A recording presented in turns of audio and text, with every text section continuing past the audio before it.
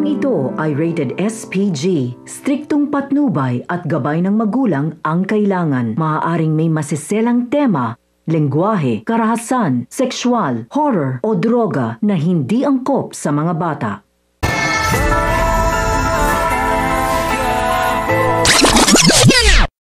Ang mga dapat nating abangan sa FPJ's Batang Quiapo. Mukhang tuluyan na ngang magkukrus ang landas ng mag-amang Tanggol at Ramon bago pa man maisagawa ang plano ni David at Olga.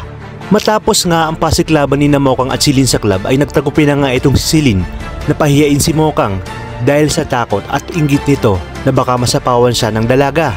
Ngunit sa pangalawang pagkakataon ay hindi pa rin nagpatalo itong si Mokang dahil kaagad siyang bumangon ng nakayapak at ipinagpatuloy ang kanyang performance.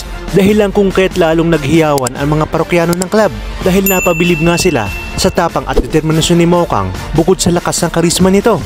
At matapos nga ang performance ay malalaman na ni Chiki na sinabotahe pala ni Silin ang sapatos na sinuot ni Mokang. Kung kaya't dito napuno na si Mokang at di na napigilan na makipagsapakan at sabunutan kay Silin. Sa kabilang banda, muling aalukin ni Ramon si Severino na pumunta sa kanyang nabiling club. At gaya nga nang naipangako ni Severino na sa kanilang pagbalik ay bibigyan niya ito ng bagong putahe.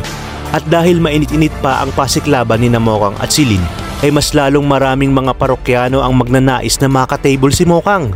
Ngunit sinabi ng manager ng club na paparating na ang may-ari ng club at si Monique ang sasalubong dito para nga i-welcome ito.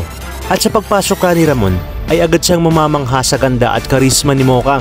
Ngunit sadyang pinagtatagpo ng tadhana ang mga kapalaran na mag-amang Tanggol at Ramon dahil sakto rin napapasok na si Tanggol sa club na pinapasukan ni Mokang. Kung kaya't dito makikita ni Tanggol si Ramon at mamumukhaan niya ito na kanilang huling nakaengkwentro sa hotel na posible umunong nagmamay-ari ng briefcase na may laman ng droga at leader ng mga sindikato.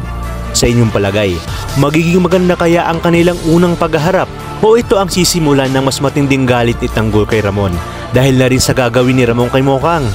Kaya naman mga kapamilya, kaapit lang dahil napakarami pa nating dapat abangan dito lang sa bagong tinututukan ng sambayanan, ang FPJ's Batang Quiapo.